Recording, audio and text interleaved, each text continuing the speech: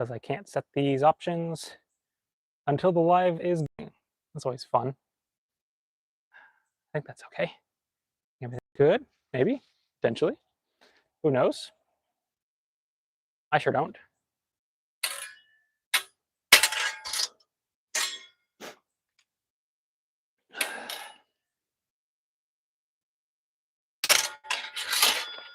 Pop, pop.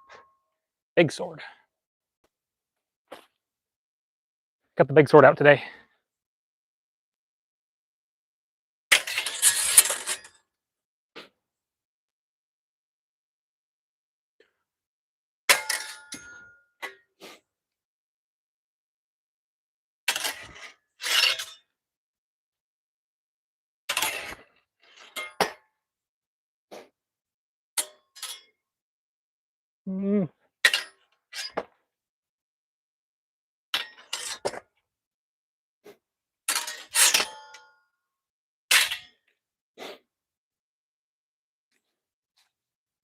Hello.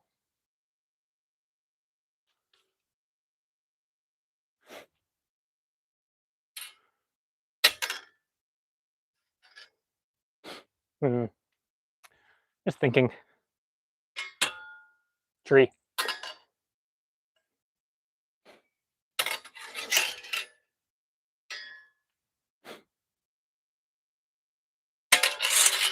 Nope, that's not right.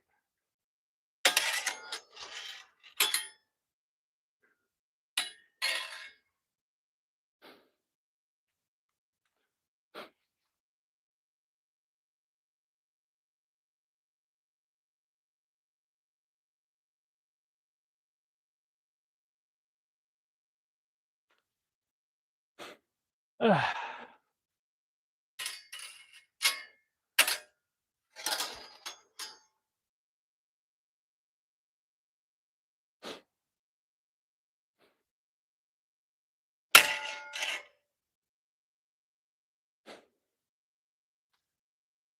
I like sword clanging, yeah. Hello.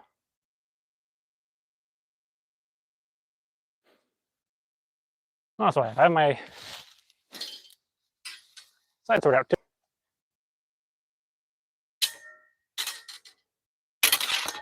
Ah, that was bad. That was too far down.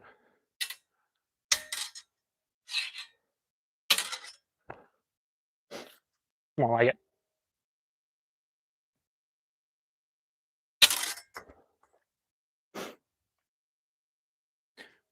Playing around with that rising false edge to achieve an overbind. Overbind made, switch to long edge, pass, cut, stab, whatever. This is the side sword. I do live stream sometimes. It depends. I have to be in the mood. I have to have the time.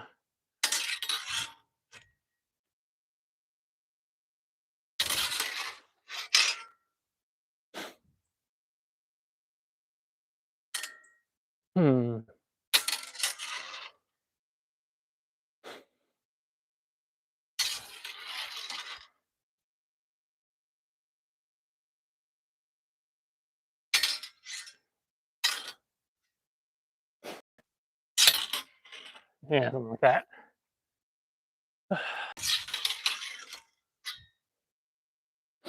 I'm being undone by the fact that this guard actually curves.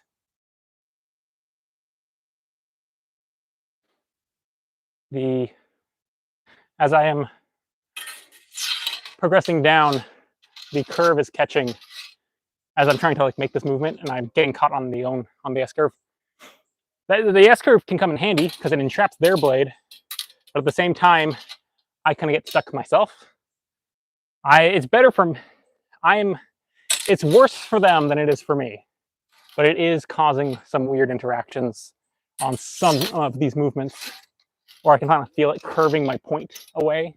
So I just have to account for that.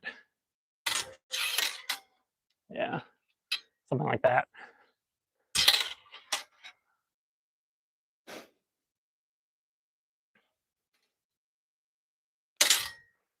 I lost it.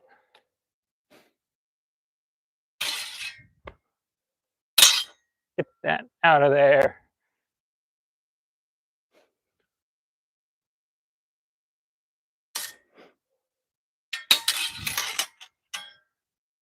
Sweep, sweep, sweep.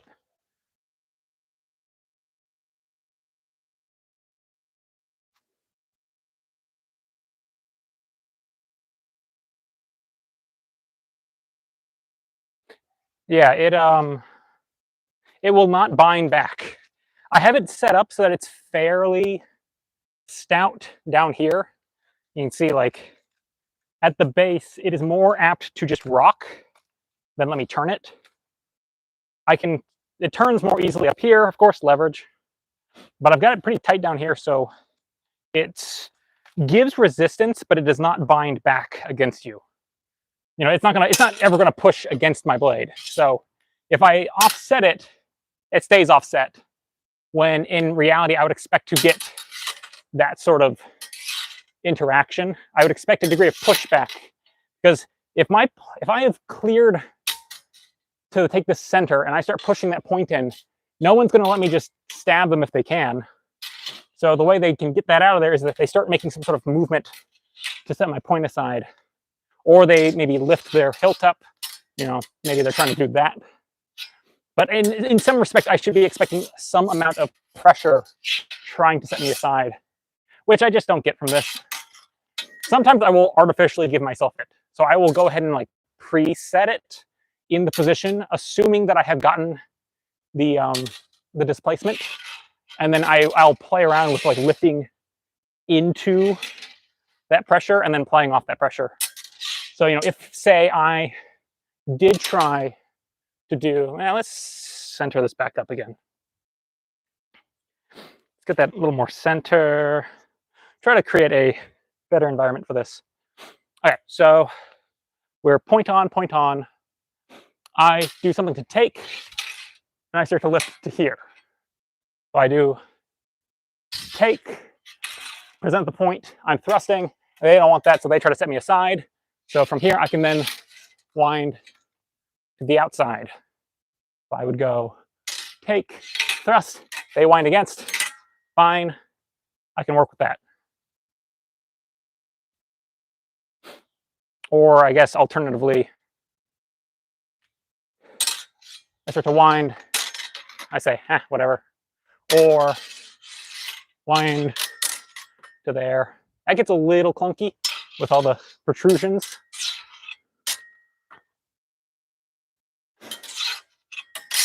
Yeah, I don't like that one quite as much here. That's a fun one though, once you get it. But it depends on the sword.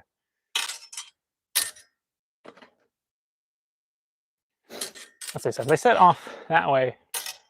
Yeah, I don't particularly like that flat change with this sword. It's one where I prefer to do that with a more normally gripped sword. I find all the fingerings and stuff sort of make it unpleasant. Yeah. Yeah. Feels better with a more normal grip.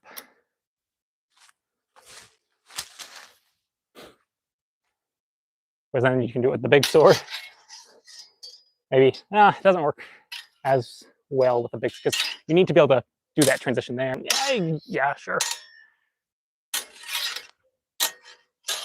I mean, I guess it works. This one's a bit chunky for it. There's enough mass in this that it does not switch sides very nimbly. So I feel like this is just too big of an opening to make it happen.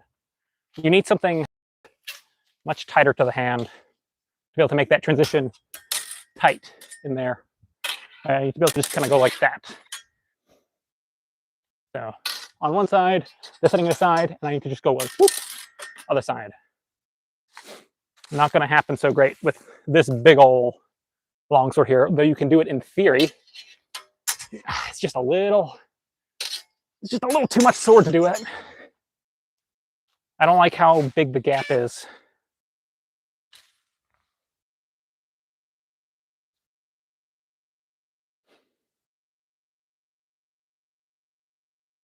Be able to power through his guard with that swept hilt, like just like punch the guard, or punch like just like clonk it. I mean, I guess you could, but I wouldn't, because that's not necessarily gaining you a whole lot. You know, I want to take so I can immediately get my point back on. If I go clam, and I guess like, I've got all this blade, I can just kind of like whip it into the space, and maybe I take it over here, maybe I take it here, maybe I take it there. That's all great. I can work with that. But if I go, huh, oh, I missed.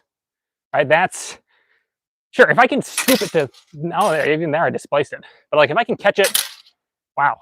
See, margin for error. There we go. If I can catch it with the knuckle bow, yeah, I could play off of it. But also, if it's below my cross, I don't have my cross working for me anymore. Because what makes a lot of this stuff happen is that I can catch into this space here, blade and cross together. This 90 degree gives me something really useful where I can control. But if I go here, they're not trapped. They're free. So yeah, sure, I can like catch initially because I'm using that to like snag and catch it. But as soon as I start to work my point back in, they're free to just come off again. I'm not actually trapping their blade anymore.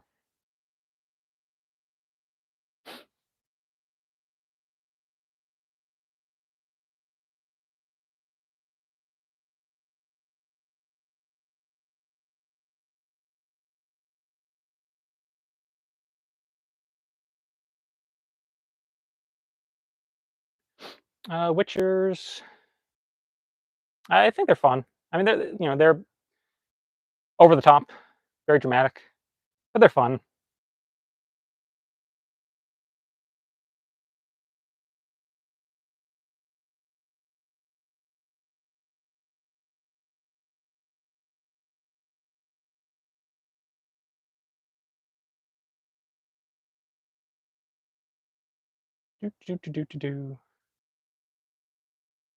I have played the half sword beta test.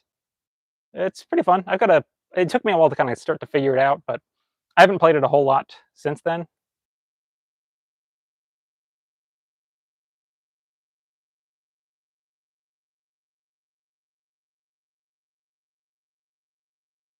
I would probably not get any sword under $100. That's, yeah, I don't think I would do that.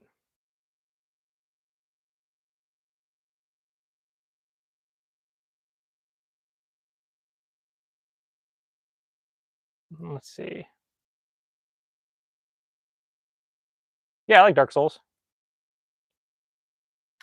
Sword stuff, I've been doing sword stuff for 10 years.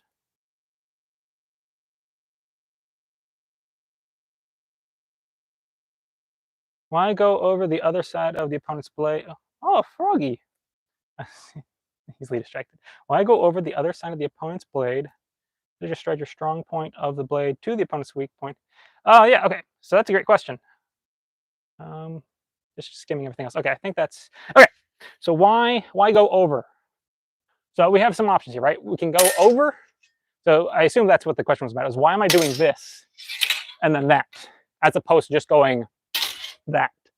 And both are valid. You know, there's nothing like intrinsically wrong with just immediately scooping and going. There's nothing wrong with that at all. It works. But if you want to basically, going short edge first is sort of a delayed gratification kind of thing. It is saying, it take me a little bit longer to make that happen, but I am making it a bit more likely that I can actually do this. So I'm essentially, what I'm trying to do here is I'm trying to get an overbind, which is where my sword is over their sword. That makes it harder for them to lift up or contest. It's just, if they start to push this way, right? So if they try to set to the other side, if they apply pressure, they're going to slide towards my strong.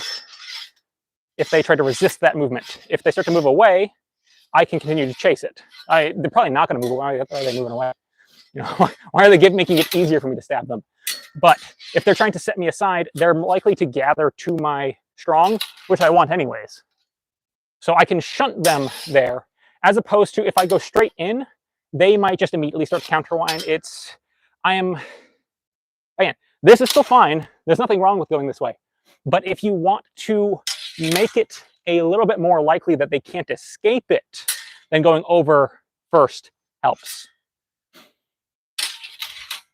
And it's all about kind of like, you know, the idea is that you can still do it and arrive at your destination in about the same amount of time. Right? I can go one, boom, hit. But by the time my foot lands, I can already have made my overbind and be there. It's a more complex action, but potentially a more rewarding one.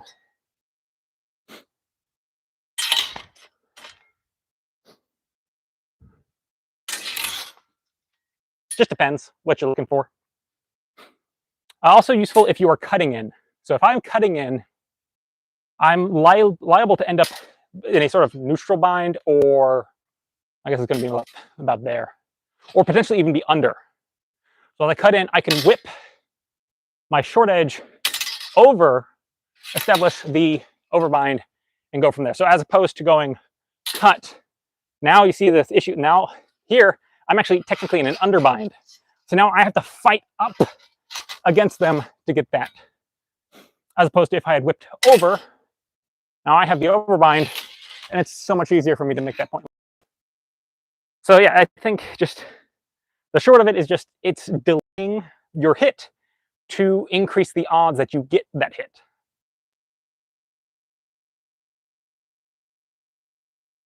If I direct it more towards, what am I directing towards myself? So I'm not trying to, so like, it's, I guess you mean like if they sort of push this way, because I'm not staying that way, right? This isn't like I go one and I sit here and then they go like, I'm going to get you, and they start to thrust. And I go, oh no, no, you don't. This is all going to be a singular 1-2. It's a scoop. You go scoop, thrust, scoop, thrust. And so if they start to, as you're scooping, if they start to push, you're just already going to be winding anyways. So you're not letting them sit there and go like, aha, I'm going to get you. That's not what you're doing. You're going 1-2. So you're already passing your hilt from one side of the body to the other. So you're not letting them have the time to just try to take that center from you. You're just already moving through. Now they might try to dip under it. You know, if I'm going over, they might go, ha, ha.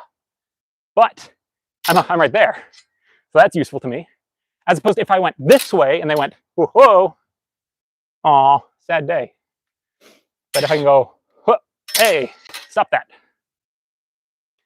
So if they dip it early, because once I make that trap, I've pretty much got them, right? But it's until I get that trap set up that they can dip. So they're liable to try to dip once I first cover, and then I can counterwind and work from there.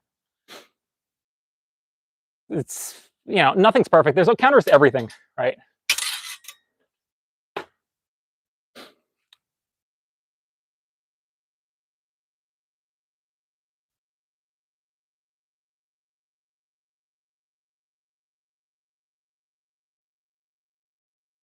If you want to get into longsword, I mean, finding a HEMA club near you is good. It's always a good way to go.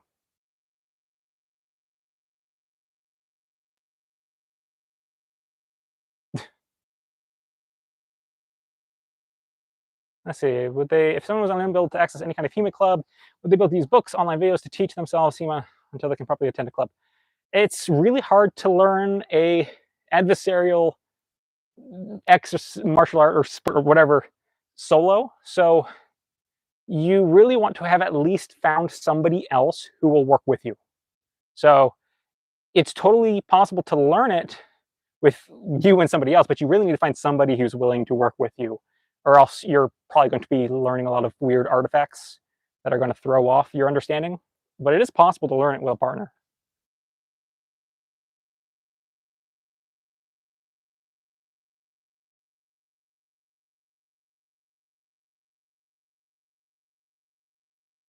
Oh, someone asked what would stop them from disengaging under your hilt and hitting your arm. Yeah, I managed to answer it ahead of that.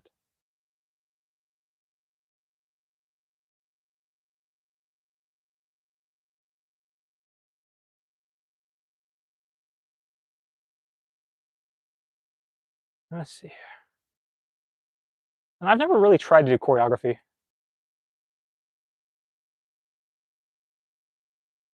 Any particular cuts that are my favorite? Yes.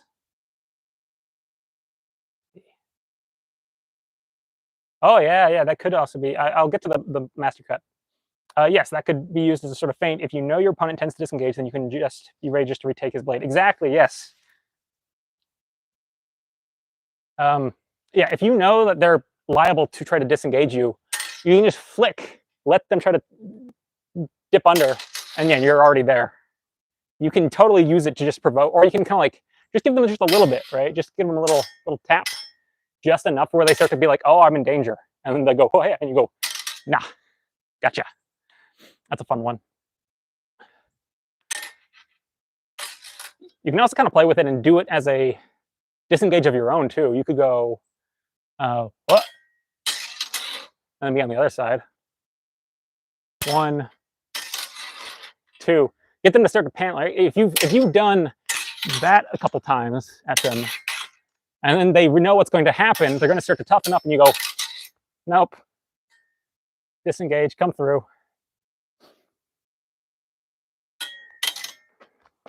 I'm stuck. I'm free. Anyways, someone was asking about my favorite master cut. Favorite master cut. Shidle. Love Shidle. Shidle. Blam. It is the short edge descending cut. If you think I'm missing the mask, it's because I'm not aiming at the mask. I'm aiming at the hypothetical shoulder. So that's where I like to aim my shield at the shoulder, because I like the way it suppresses the blade. So if you think about it, go away. So if you think about it, you have somebody who's right-handed, they're cutting at you. Think about, oh wait, actually I can use this. Hey, I can show the suppressing line, right? Yeah, if I stand right here, there you go, there's the suppressing line. So Meyer talks about suppressing lines. The suppressing line is through each shoulder, because what makes it suppressing is the fact that if you are throwing a cut from that side at somebody, oh, I got stuck. I can't reach them. No good. So you can throw that shield along the suppressing line to close them out even more surely. So if I throw it straight down the center, that works fine and dandy. There's nothing wrong with that. That's, the textbook one is you go out to the side, don't get stuck on your guard, and you strike the shield right down the center noggin. That works fine. I like it, but I like targeting the shoulder a lot more, because that really like locks their blade out. And if you do it from a bit further out, if they start to try to go strong against it, you've got the thrust still too, which is really nice. I like that thrust. Now, throw the shield as a thrust more than as a cut, actually. That's usually how I throw it. So I will generally throw it from more back here and then use it to throw my point into the target from there. So I just try to take, especially if they're in any sort of point forward guard, I really like to just kind of throw it out as a thrust. Or if they're cutting against me, I'll throw it against their cut. I like that one a lot.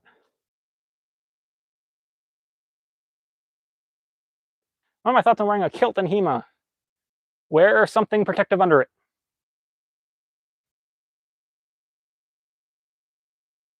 Oh, prowl is great too. I love prowl.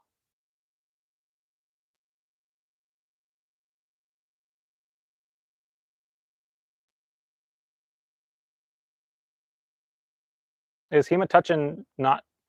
I mean, you don't want to get hit. Hello.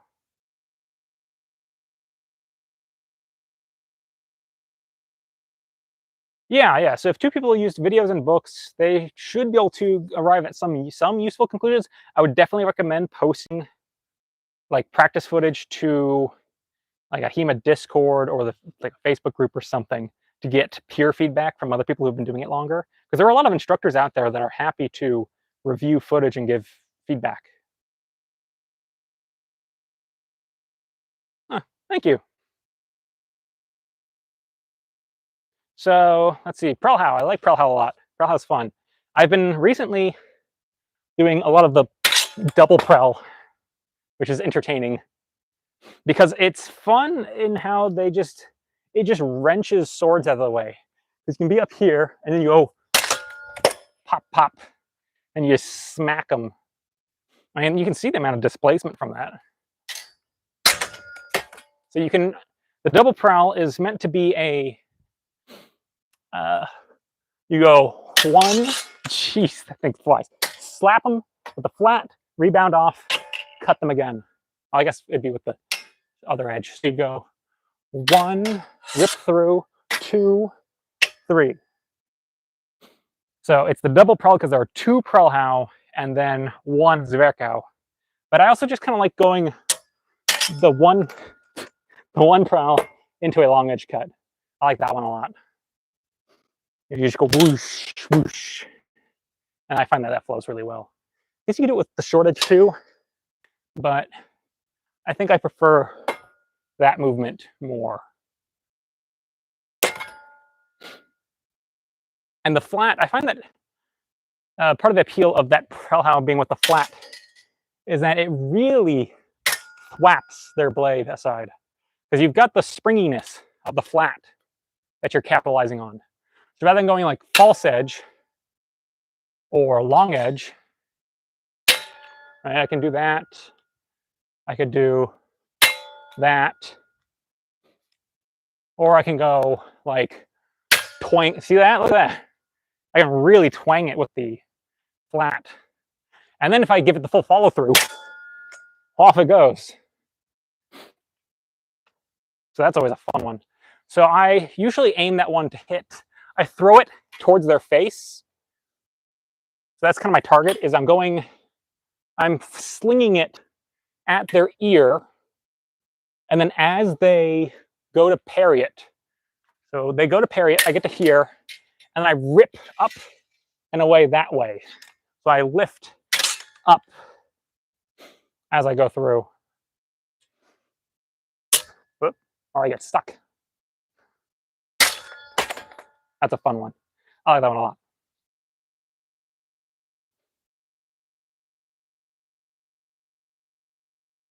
How often do my sword fights turn into grappling fights? Fairly often. I do it a lot. I've got one that I really like. And one of my bread and butter grapples is I go, somehow we're into a bind. It gets kind of high.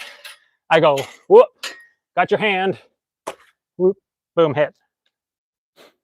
Usually their hand's higher because we're in a tight bind, right? So usually it ends up more like we're here, grab their hand, take your sword, cut through at the neck.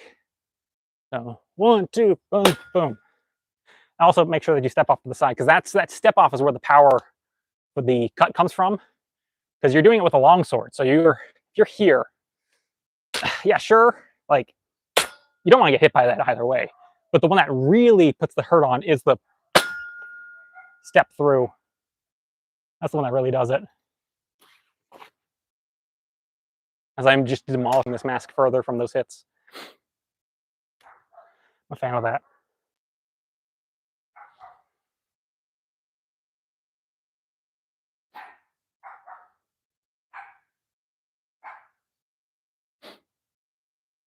I mean, I got into pretty much all the stuff I learned, I got into by joining a HEMA club as a Triangle Sword Guild.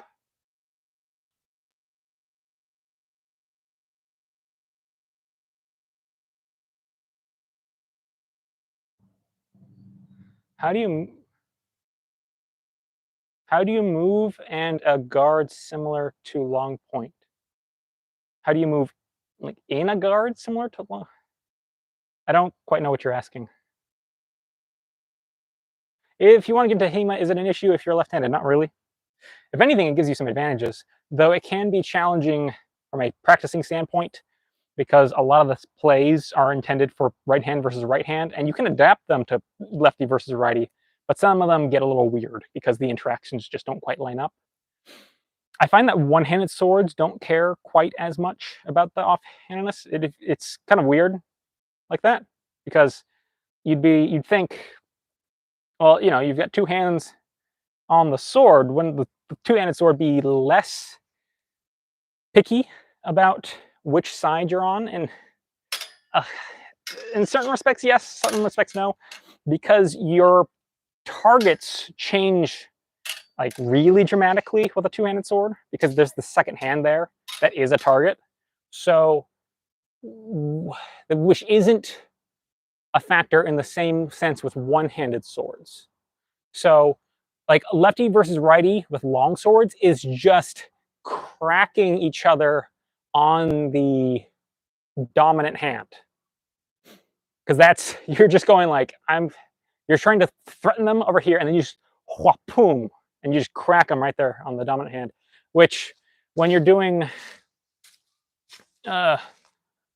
one-handed swords that you are profiling on, like, yeah, it does, you know, if you can get them out there, that's open again.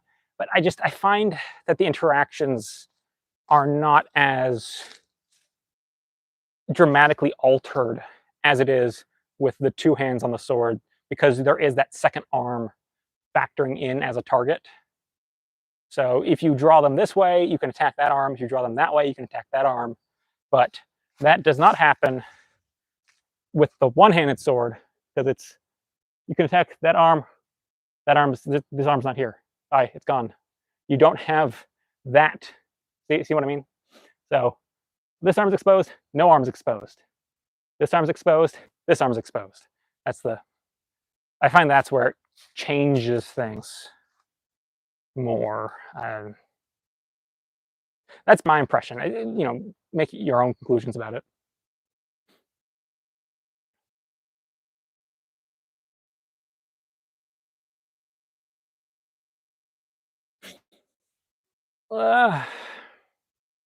At what age would I say is the best for starting HEMA?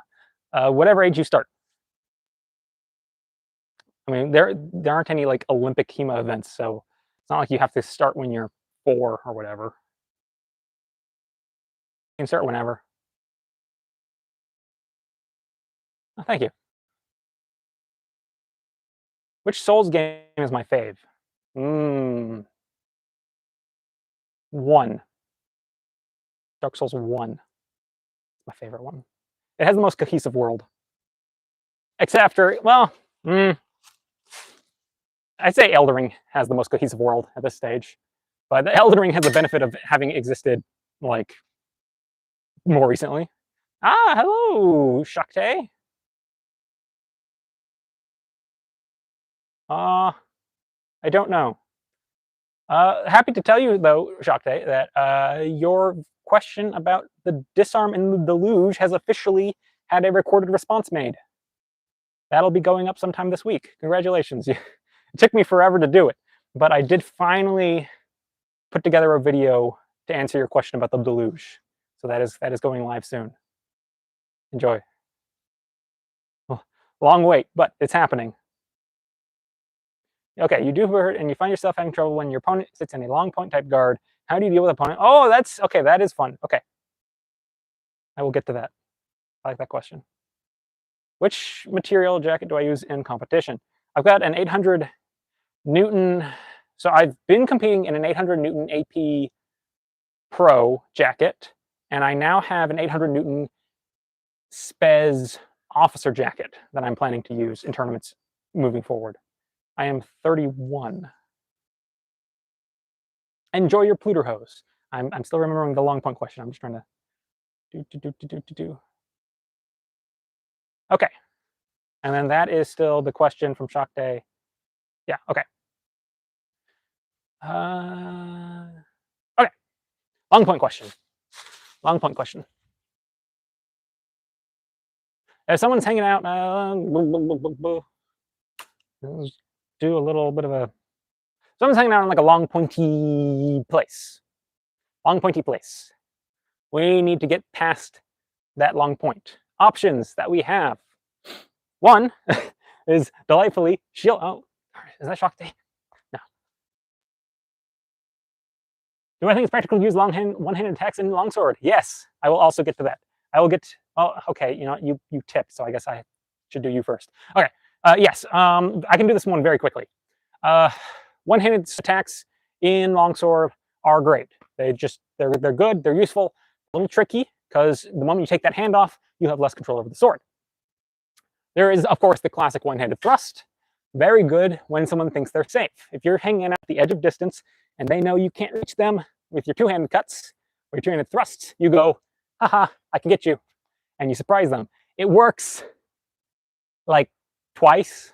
I'm going to say twice because they usually don't think you have the audacity to do it a second time. So it usually works twice. Then there is the ever frustrating Geisling, which is a one-handed cut thrown to the leg from the pommel. That one is endlessly frustrating to get hit by. That one's nasty. So it usually starts as a two-handed cut, and then you release and let it fly as a one-handed cut. I have had fun adapting one of Meyer's rapier plays to longsword, wherein he goes, oh, I'm going to stab you in the face, right? And he goes, face stab, you're going to parry this, right? And then they go to parry it. There we go. I'm going to stab you in the face, you're going to parry it, right? And they go to parry it, and you go, okay, fine, wham. And you cut. So you would go like first to the face, cut down to the leg or hip. I've landed a lot of cuts to the hip with that trick. I love it because it flows really well, because in going for the thrust, you are set up to pow, you're chambering the cut. That's part of why it works. So I go thrust, and I can kind of like push on my pommel to get it accelerating. So that's where that initial whip comes from. And then you just let go and you cut low. So you would be like, let's see, I don't want to like crack my stand over there, but I would go one, hit a tree. That's fine. Let's try it again. Okay, I go, where was it going? One, nope, wrong leg. One, there it is. So, one leg cut or hip cut. You have to, it's important that you get low. Because if you don't get low, you're kind of robbing yourself of some reach that you could otherwise have.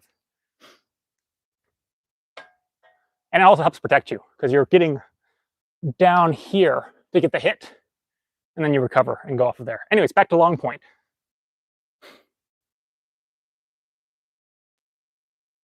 The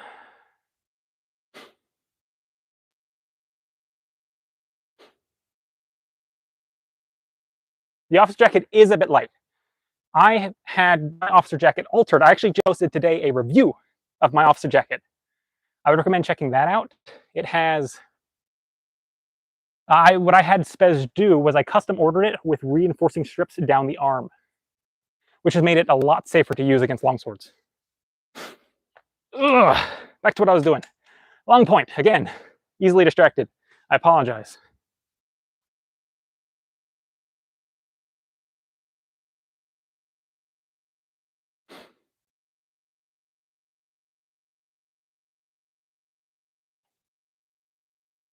Massive afterblow to the head with a cut to the leg. Yes, no. Yes, it is a possibility. No, because we're doing it because we have prepped it. We have thrown it, so that's the whole reason why we can do it with relative safety, is because we provoked it first, or we provoked the opening first. So that's why we throw that thrust at the head first, because we're throwing it all the way up here. We want them to come up. So they're going to chase, as they're chasing our thrust, we are then feinting and cutting low. So in theory, our hit to their hip or leg should be landing as they finish their parry. That's an important first step. So they go, I'm going to get parry, I'm going to do the parry, and then your sword disappears underneath their sword, and they get hit, and they go, ow. Now, yes, at this point, their sword's up here, they just got hit, maybe they're still alive, well, boom, they're going to come back down. So it's really important that we get that timing right, so that we can get to here, and then we're low. We're trying to be low, so we get the hit, and then our next thing to do is to lift up. Right? We get our hit, we get out. I swear I'm going to get back to the long point eventually. This is just an important one. So, threaten the thrust, right? Thrust. Also, we're doing this all in one step. So we're going like this. So we are threatening the thrust to the head as we are stepping towards them. But when we land, by the time our step lands, we're down here. So I go, hit there, pull away. Or I do it with two hands. I'm trying to not crash my sword into the stand, come to think of it. Not too far away. I swear I'll get this. I got the Navaja from a website. It's on one of my videos. Just check the Navaja video. Look at the description. You'll find it. Let me think. 1, 2, back out. All right. 1, 2, back. Yeah, it's that kind of idea. Is that you make your cover, you get your hit, make your cover, withdraw, reset.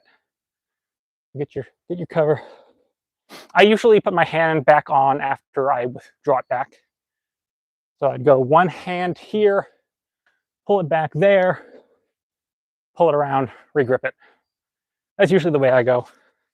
Okay, back to long point for realsies this time. Let's see.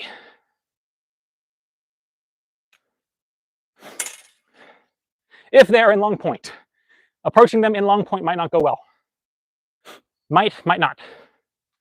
If they are already in long point, approaching them in long point might not be a good plan, because they are probably primed to do something to you.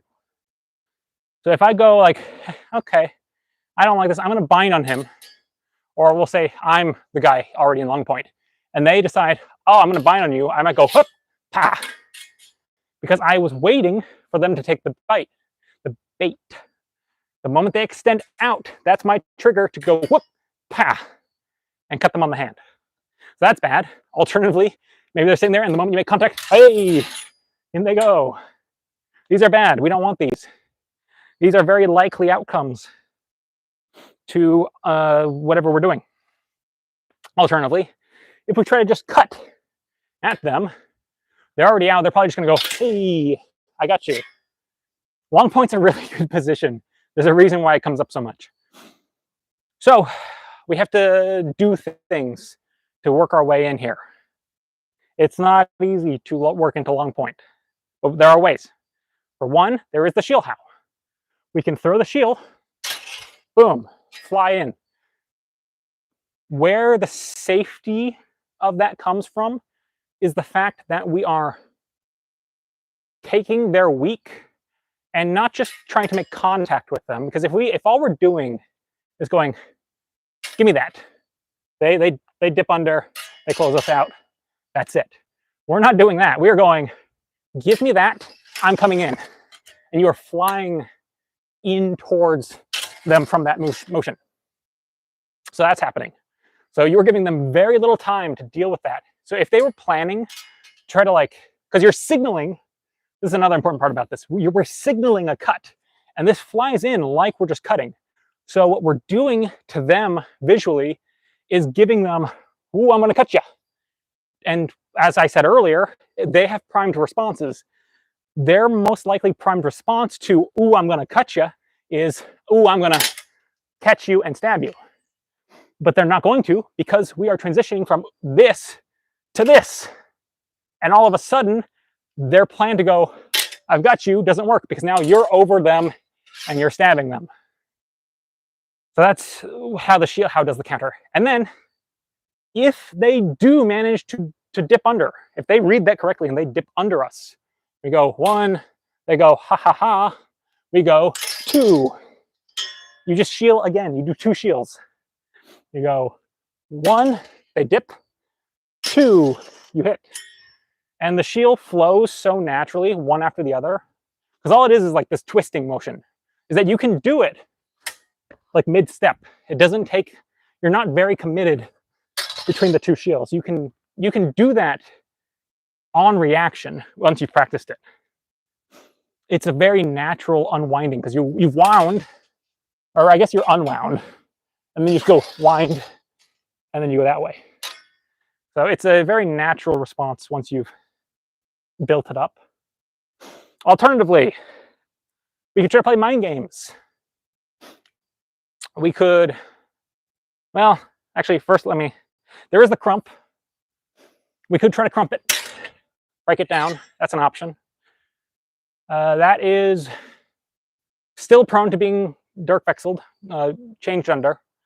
Because if they see this coming, they see us trying to do this, they're probably going to go like, oh, and now we're here, and we don't want to be here. I mean, we could try to come back with it. And then we just get into this game of like, stay away from me. But it is a higher percentage way to break it than just cutting against them. Because if you cut against them just like this, all they have to do is just get to clear through there. The Crumpow clears all of this space here. So you give them a smaller window to disengage you. So it's just you're more likely to catch, especially if you do it with an offline step. If I come out here, I am more likely to get clear. I don't want to go straight in. That's bad. If I go straight in with the crump, it is possible that my crump ends up in this sort of situation. And then I'm just in a bad, I didn't even successfully displace them at that point. So it's important for me, if I'm trying to get in on the long point, I need to come out and break that way. Because even if I don't get a huge break, even if I end up here, I'm still safe. I'm not being stabbed. So that's part of it, is I need to go out. And then I can try to play into the opening with the Crumpow. Okay, the mind games. We can do mind games. This is like a 1-2. So, if I'm trying to play mind games on them, I give them a cut. I actually do give them a cut, but I intentionally whiff it. So I give them everything to make them think I'm trying to actually cut at them. And then I go, nope. It's a little hard with the stance. I'm going to do it out of range. You would be doing it pretty close. But I give them a cut. I go, whoops, I missed. Boom, hit, in. Because we're trying to trigger their response. Whatever, we don't necessarily know what the response is going to be. We know they're going to respond to the cut threat somehow. So we go, hey, do your thing. We trigger them to do the thing. We don't actually want to cut all the way down there. That's bad. If we cut all the way through, we're not getting back in time. We are cutting past their sword, but close enough that we can then work into the opening. We're trying to spring the trap and still be close enough to then cancel out the trap and work into the opening. So I'd go something kind of like that, right? This sword is chunky. This is a chunky sword. Get that way.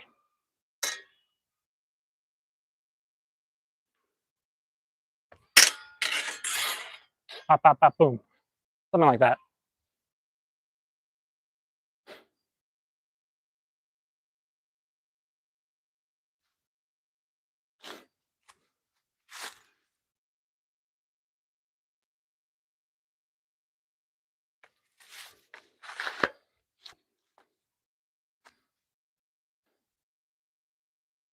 Okay, let's see here.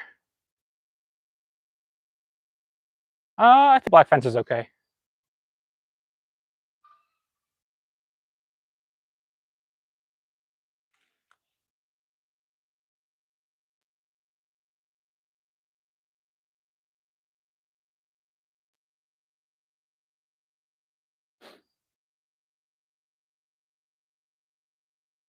Let's see.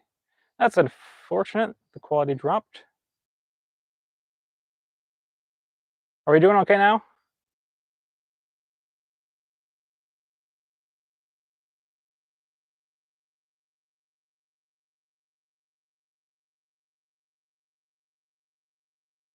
I think it's good to get into. Oh, hi, wife. I've got my whole family in here, apparently.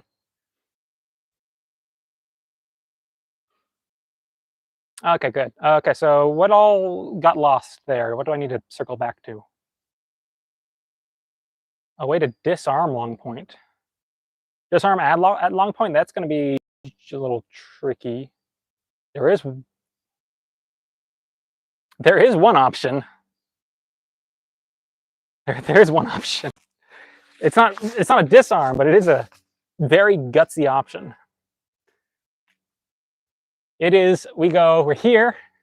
Like I have to work my way. This is the one where like we kind of like approach and we're like trying to, hoping that we can get them not springing their trap. We need to get somewhere like here. Okay, this is the super gutsy part. That once we get to about here, we go, ha! And then you yeah, sorry, you go, huh! You grab the tip of their sword and you smash your sword against theirs. That is the best, the closest thing I can think of to a disarm at long point is you go this. You grab their tip, you push the blade with your sword, and then while pushing on their sword, you give them a thrust in return. That is the gutsy move. It works really well when you can pull it off, because it absolutely just startles people. Because like nobody thinks you're going to grab their sword from here, but then you do. You go ah, and then you just have this grip. The important part of why we have control over the sword is if I just grab, I've done nothing to control their sword over here. So they are probably just going to start like doing like this routine until they like slice up your hand, and then that's just no good. It's really hard to keep hold of the sword from just the tip. That's just doing that is bad. This is no good. We're going to get cut. But this grip plus this, now you have some control. Because again, swords are bendy. Swords are bendy. So what happens when I'm holding here and I am pushing here is that I don't know if you can see it, that I'm actually, I don't know if it's going to show, I'm actually bending their sword. See that? Bending. And in bending it, I have more control over it now. That's how this works, is that I'm bending their sword. Between my sword and my hand, I am bending it. I'm going, I've got control of it. And then you stab once you have control. It is a super gutsy play. Oh, I've lost control again. Or I lost fiddlesticks.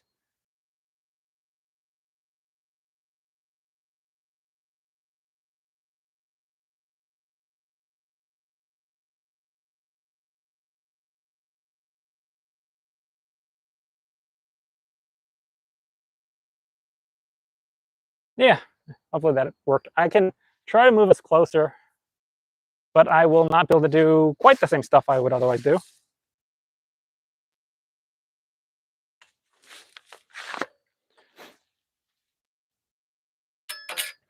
Now let me gather some stuff up here. Ugh. Let's see what we can do about positioning stuff. Let's try to go closer to the house. All right, we are closer to the house. Ugh. Oops, and that goes.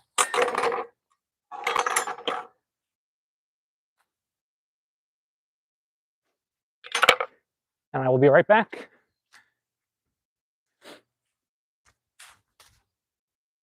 I wonder how much range I have on this mic.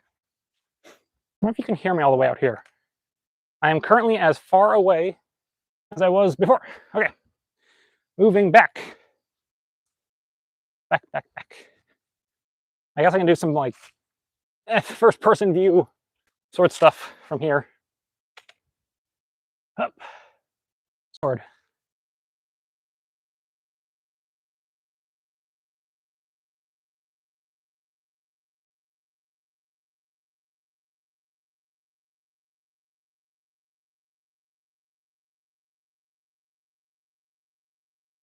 That's fine. A lot of range, better range on the mic than the Wi-Fi. Hey-oh. Wham.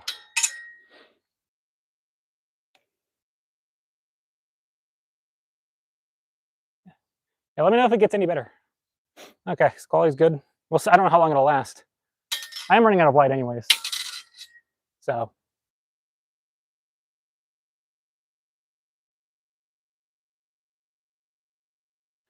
So, yeah, I mean, I think it's fine to get into HEMA at a younger age, but it's going to be hard potentially to find a club that is prepared to take on someone younger. Now, what you could always do is do your classic Olympic fencing type stuff. That'll give you a really good foundation that if you want to then do HEMA later on, you'll be really well equipped to do it.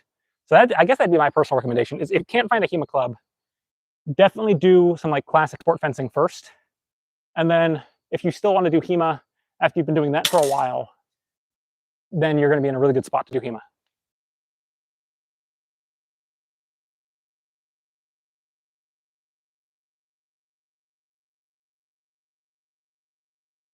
Hello. I have played Monster Hunter, yes. I played the beta for Wilds. That was really fun.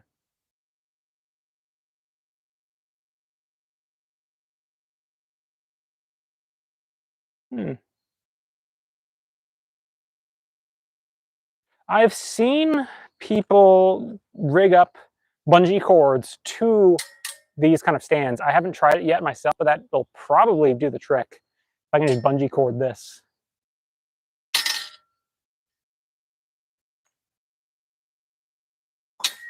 Oh.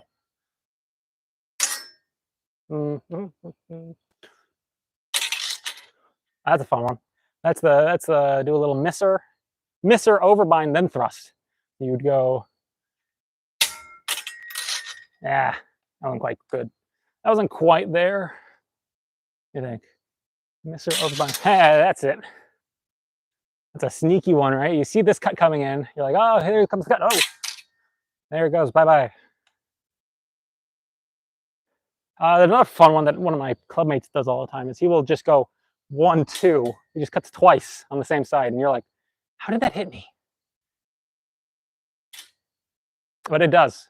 He will sneak it in. He will slightly adjust the angle of it so that he comes right over the top. I think he does it as like a horse. I think he does it diagonally and then straight down the middle. Because you start to go like kind of like that to parry him. And then he just pops right over the top of your parry. And you go, hey, rude.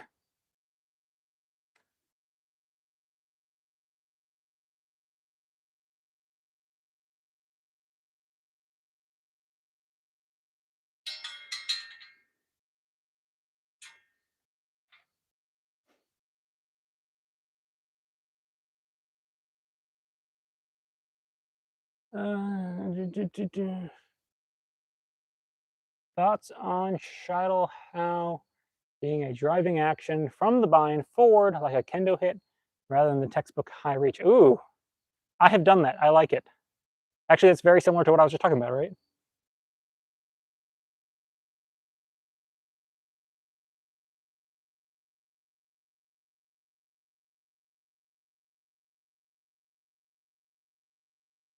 Oh yeah. I'm sorry to hear about that, polymath. I'm glad things finally eventually did work out for you though. So where was yeah, so opinions on doing a kendo-esque Shidle. I think it's great. I think it's so like because that's you're basically just kind of like going like schnappen, right? That's within like there's nothing that is within what we have. I don't. Meyer has something for that specifically, but I don't quite remember what word he uses for it. Does he use schnappen? He's got one for cutting. He goes up, boom, but he switches the edge. Actually, that's the fun part. That is the fun thing that you can do with a longsword that you can't do with a katana. Is that you can switch the edge. So he goes 1, 2. He'll cut it like a shieldhow instead of a shidle, or rather he goes shidle, shield, which is fun. It's fun because you get two benefits from it. One is that you get the displacing factor of this body position as opposed to this position, right? So I can go like, I go 1, 2, right? That's fine. Yeah, this camera angle is actually working out really well for this point. So I can go, or I can go 1, 2 and try to like clear the blade that way. But I can get better displacement if I go 1, 2, because now I can get my arms nice and straight, and I can basically center. What you're seeing is that I'm holding. If you look at me straight on, I'm holding my sword like this. But the thing is, I'm turning my hips. So, because if you want to push something, you don't push something this way. You push something this way. This is where we push, push, push. Right. This is where this. If I can get to here, this is very strong. So I take this strong upper body structure, and I pivot it with my hips. I turn my hips. Now I'm putting this strong pushing structure, and I am pushing their sword with that structure.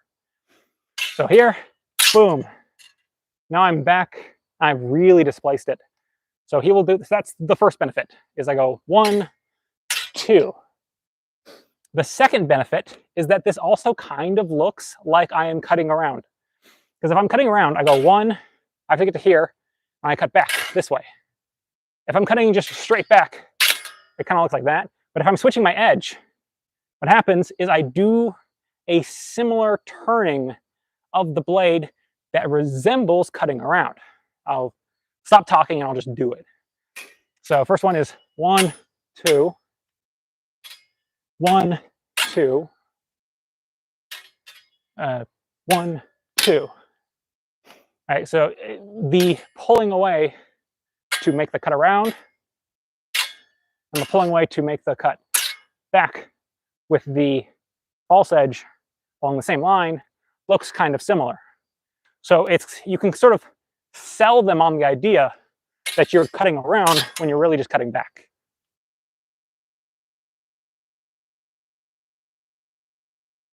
The sword is 4 pounds.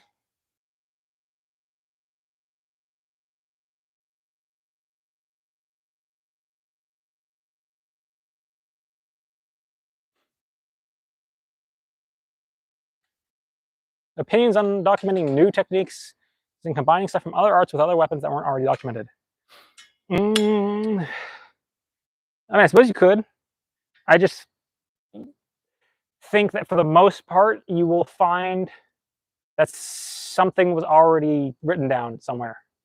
I think you're hard-pressed to find something new under the sun that hasn't already been written down by somebody long before us. For that, I mean, I suppose you could, potentially. Like there's some stuff that changes, but a little tricky. I think ultimately, though, like it's apples to apples, right? We're thinking we found an orange and we're going to write it under the book of apple, but then it's really just apples and apples. So it might not be exactly the same thing, but conceptually, the idea remains. So I think you're mostly just going to get a lot of overlap.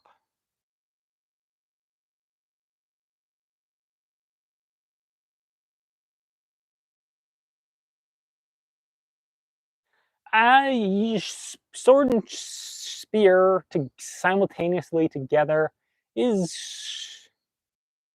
a kind of a thing. It's not a very common thing. I've seen it, like, sort of, kind of. It's usually more of a transitional state. Maybe you're about to throw one of the two things. I believe you're probably gonna get better mileage. Ooh, hello, bug. You're probably gonna get better mileage looking for sources on that from like Africa or India. I think you're gonna have a better likelihood of finding interesting spear and sword stuff. I know there are some African styles that use a shield and a spear held in the same hand, and so it's like you have a proper spear, and then you have basically a buckler, and you're holding the spear in the buckler hand, and then you have a sword in the other hand, and that's their fighting style, is like spear and buckler and then sword, and they're fighting with. You might like stab with the spear, you might throw the spear, you might stab with the spear, you might block with the spear, because the buckler is essentially just being used as a handguard, and you're doing most of your parrying with the spear because the spear is nice and long, so you can put it to close up and down, and then you're fighting with the sword. So that's a fighting style I'm aware of. I don't remember where that fighting style is from exactly. I know it's an African style. Something is skittering around back there.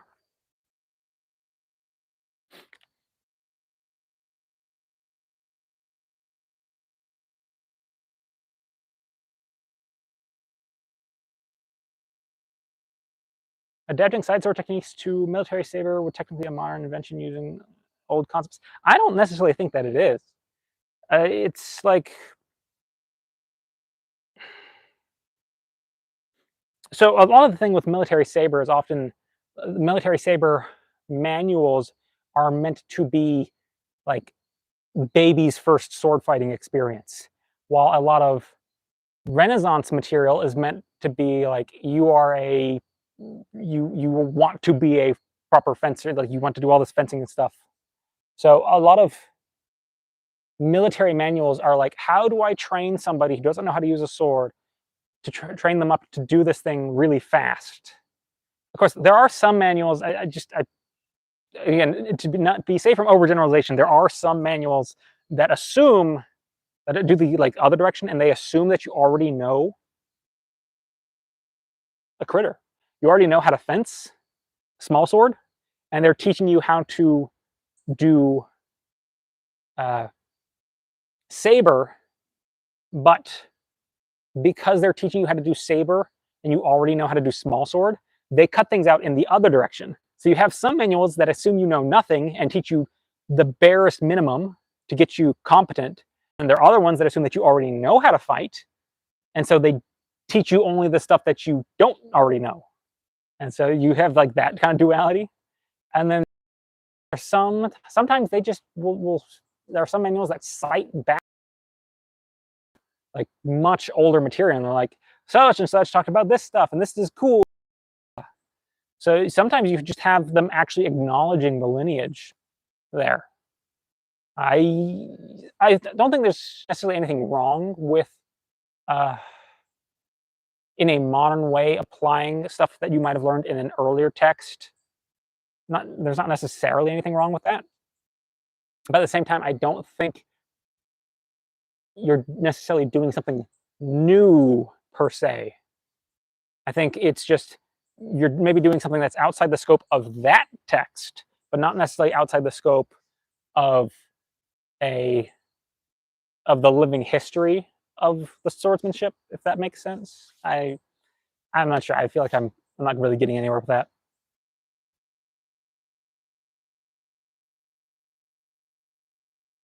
This is just a bike stand, so it's not that expensive.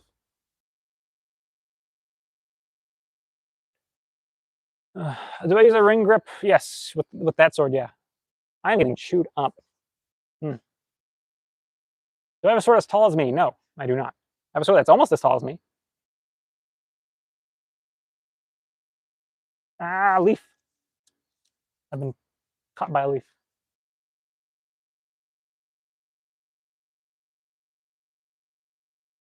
If somebody wrote a book for using infantry sabers with rapier techniques, that's potentially using the wrong techniques for the saber at that point, depending.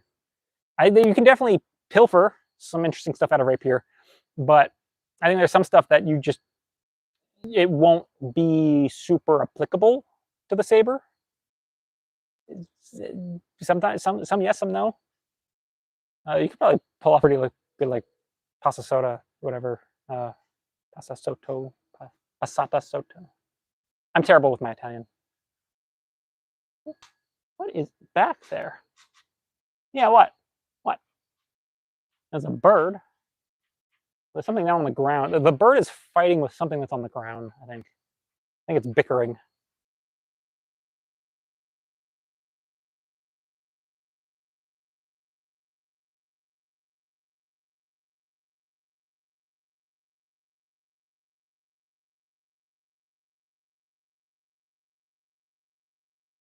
I like the longsword, personally. I practice harness fectin and bloss fectin, but I do a lot more bloss than I do harness. I do a little bit of harness. I've got harness, but I like bloss more. I find it more fun. Less work. I don't mean like the actual, I mean less work than the actual fighting. Like you're not wearing all that armor, so it's literally less like mechanical work, but also you have to then maintain the armor and you have to put on the armor and you take off the armor, and that's a whole lot of work. It takes forever. You know, like half your session is just putting in the armor and taking it off again. And that's not even counting the maintenance afterwards. You're in it for like this much time and you're working on it for that much time. It's just, the returns are just not great. There are people who love it though, of course. I don't like the return on doing stuff with armor usually. That's why I'm so attached to the half plate that I picked up, because that stuff goes on like boom. It's just a couple straps. Like, because the whole thing is one unit. So all I have to do to put it on is I just kind of like hold it up to myself, and then I have somebody else just go strap, strap, strap, strap, strap, strap, done. No lacing or arming. Like, you don't have to like get cinched into an arming doublet, which is basically putting on a corset, right? Like an arming doublet is just a like half corset. It's a corset from your hips to your waist. So instead of going like up and down, it's just like here is basically it. It's just, it sucks in right there because you're trying to take the weight of the armor onto your hips. So you get cinched in really tight.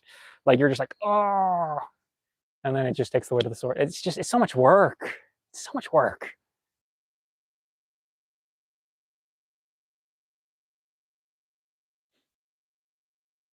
I think of the move by the Warden Forerunner where he goes for a thrust with the tip while half swording and then a jab with the guard. That's perfectly reasonable. I mean, that's like half sword 101. It's like, yeah, if you got half sword, pop, boom, right? Or I don't know exactly what he's doing, but yeah, like boom. You know, you're often going like blade work, blade, pommel, pommel, blade, pop, cross.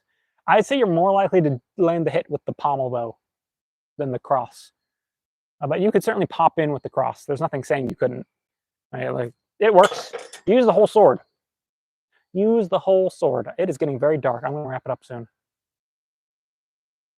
Ow. Ooh. It's funny how the patent saber is almost a rapier, but nobody tried using it as a rapier. Because it's not a very good rapier. Like, that's the fact of the matter. Yes, the patent saber is a thrusting sword. It is like that's more. It's like 80% a thrusting sword, 20% a cutting sword, maybe even less. It's all about the thrust, but it is not a good rapier. No, it is not a good. Its balance is all. It's a very big, heavily built sword meant to give a thrust from horseback, and then that's what it's meant to do. It is not remotely responsive enough. A rapier of the same length is going to dance circles around the patent saber. It's not a good. It would not be a good rapier. That's where you get into the tricky parts, right? Is just because something might superficially resemble another weapon does not mean that they handle the same way. There are a lot of subtle distinctions between swords that can completely alter how they actually feel to use. Think about the patent saber doesn't have a pommel. That's one thing.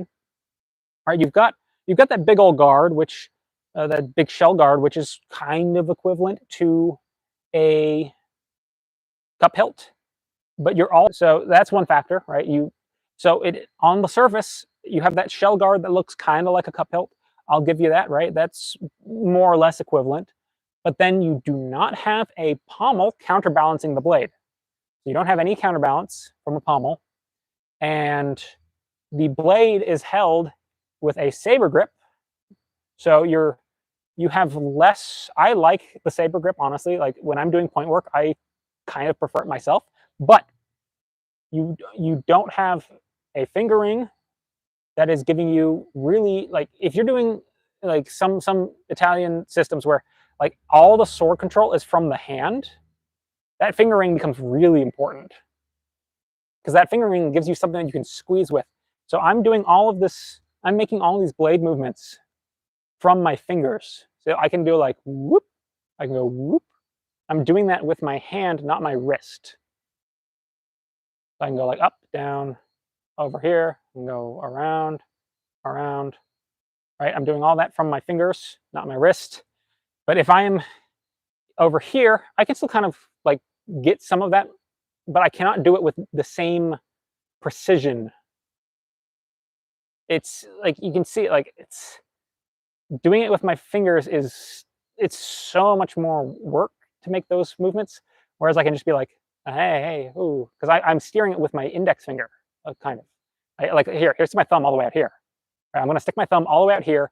I'm just going to hold the sword with like my pinky and my index, and I can do all this interesting stuff with it using just my index and my pinky. Basically the leverage between the two. And you can't get that on the patent saber. That doesn't happen. So long-winded way to just say it's complicated. You can't take swords at superficial appearances and conclude how they'll handle from that. There are many more nuances to it than just this is a thrusting sword and this is a cutting sword. You can have a thrusting sword and another thrusting sword, and they do not in any way behave like each other. Yes, they share the same common goal of I stab, but they might go about that stabbing in two completely different ways.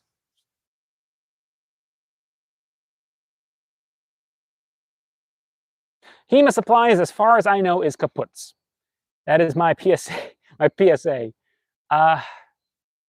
Yeah, as far as I know, HEMA supplies is gone.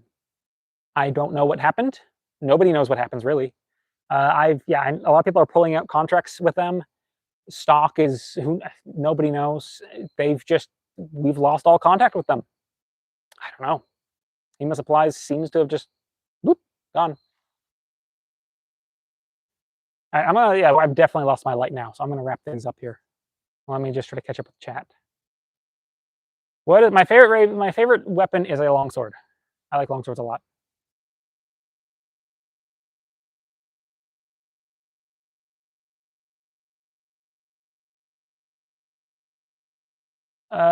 S-stocks are basically, like, as a category, they're understood to be basically thrusting longswords. They're meant to be really good at piercing. So it's easy to think of S-stocks as longsword rapiers, but again, like that's right. That was my connecting to my earlier point, is just because it has a superficial resemblance and the same basic objective of being a thrusting sword and being a thrusting sword, they go about them in different ways. The S-stock is a stout, like strong blade, not really going to be doing much for cutting usually, but it has a really stout blade that you're meant to be able to drive into hard targets. So, like punching through mail or whatever. Rapier doesn't necessarily have that same objective. It's more likely to be specialized for stabbing through clothes. So it is not going to necessarily have, it's probably going to have, it's going to give up some of that stoutness to regain some of the mobility. These are just generalizations, but just, it's food for thought. But you can loosely say that an S-Stock is just a highly specialized thrusting longsword that is meant to be used optimally against armored targets. I think that's a safe generalization to make. Oh my gosh, the darkness is just getting more and more.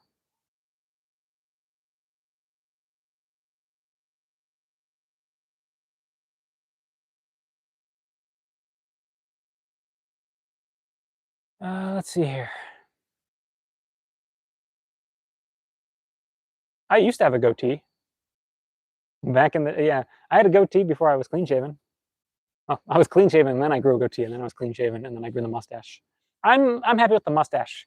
I've got like the jawline thing going on for me. I think it's working out pretty well. I've got the like cleft chin. I feel like it, that kind of thing. I like the mustache. Shows off the jawline.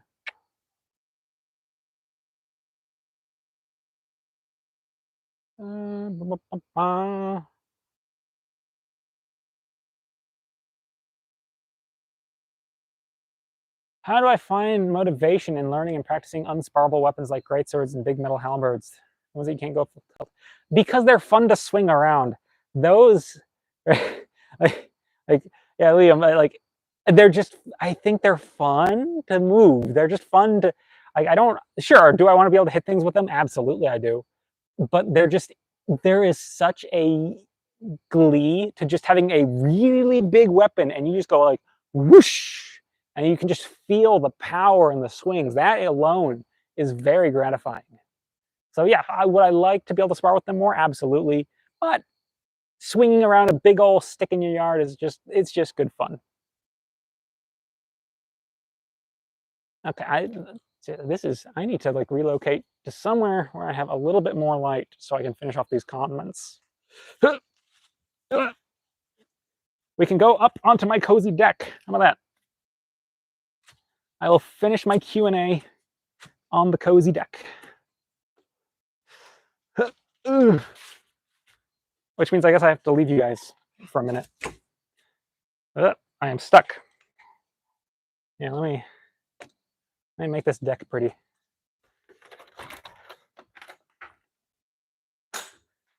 Where is the, what happened to the remote? Where is the remote? What's become of the remote? Found it. Oh, power. Yes. Ta-da. Pretty deck with light. Be right back.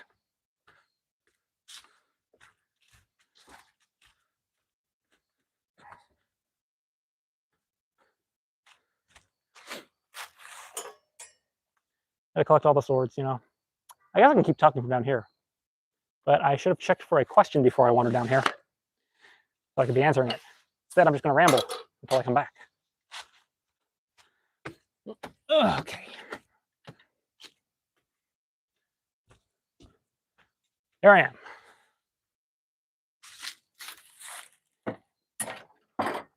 Okay.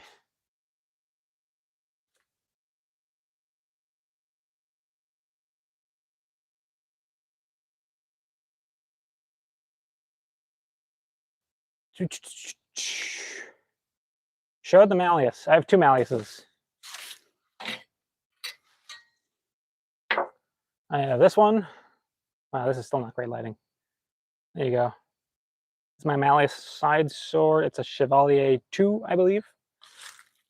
And then this is my custom malleus longsword, which I have a review coming of soon, where I go into the nitty-gritty about it. That's fun. Something to keep an eye out for. And how do I implement the Meister How if your opponent also knows them, like throwing Crump and Ox, but they know you will probably do that? You gotta catch them slacking. Or trick them, bait them. I am at 9% battery. Uh-oh. Almost, okay. Let's see. Mind games. At the end of the day, it's always mind games, right? those mice they're how can really just like clobber people who don't know anything about them. That's part of why I think they exist and why they were kept secret. A lot of earlier fencing stuff is very much like keep it secret, keep it safe. Don't let them know these sweet techniques because they work really well. And then once people know them, they don't work as well. That's kind of the truth of it. The simple fact is they won't work as well against somebody who knows them.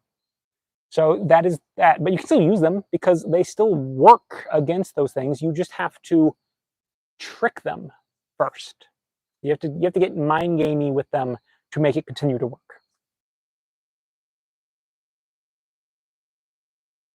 I'm sorry, people, that if I'm going to skip stuff. In a recent video, oh, hi, honey. Hi. What was that? What's that face? You just out in the dark? I have the lights on. Oh, okay. But you want to hang out with me? Hi. Sure. I have 9% battery, so I'm trying to go quick. In a recent video, Matt Easton mentioned how Prussian officers have an indent for the thumb on the spine and claimed it fulfilled the same function as rapier finger rings did.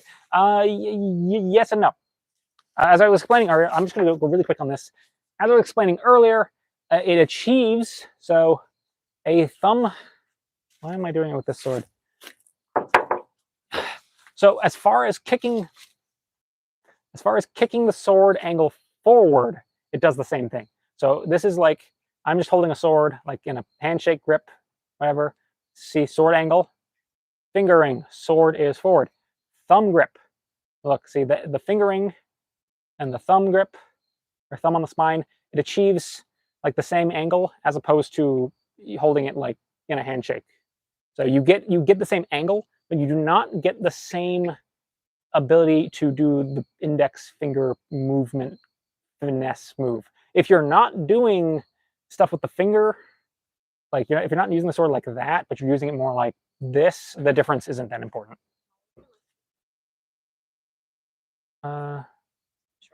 Oh, you're gonna show? Hey, you can show the puppy. There's the puppy. Awkward. Uh-oh. Hey, pup. Okay.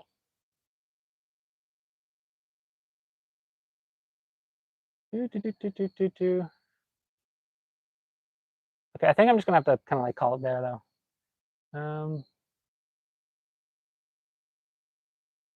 Oh, how did I mount my German halberd head to the haft? You have the same one as me. So the haft was shaped for it, and then we just use nails actually. Nails are, so you can do it with rivets or you can do it with nails. Both are historical. If you're doing it with nails, you want to not put them in. You want to deliberately make them hard to take out, right? Usually when you're doing nails, like if I'm putting like a nail in the wall, I want to be able to take the nail back out, right? In this case, you were deliberately trying to like hook the nail. So you want a nail that's, this is going off of x-rays of historical mountings of halberds, is that you want a nail that's kind of like almost too long, so that when you're putting the nail in, it hits the other langet and bends, is kind of what you're aiming for. And you want to put it in at an angle. So you go like angles, so you can get it to kind of like hit, curl, and now it's more locked in. You want to hook inside the wood. And I think that's going to be my last answer because my phone's going to die. So I will give you all one last look at the pupper. Okay, here we go. Here you go. One last look at the puppy. One last look at the puppy. What? Yes? What? Why are you? Yes? Yeah, I know. What? Oh, you are squirming. Why are you trying to lay back? Why are you laying back? There we go. There we go. Oh, he's sleepy now. He's had a busy day.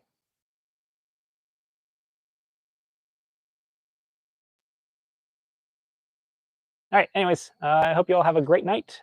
And, all the best. And we'll have the puppy here. Let's see, end the stream. There we go. Puppy.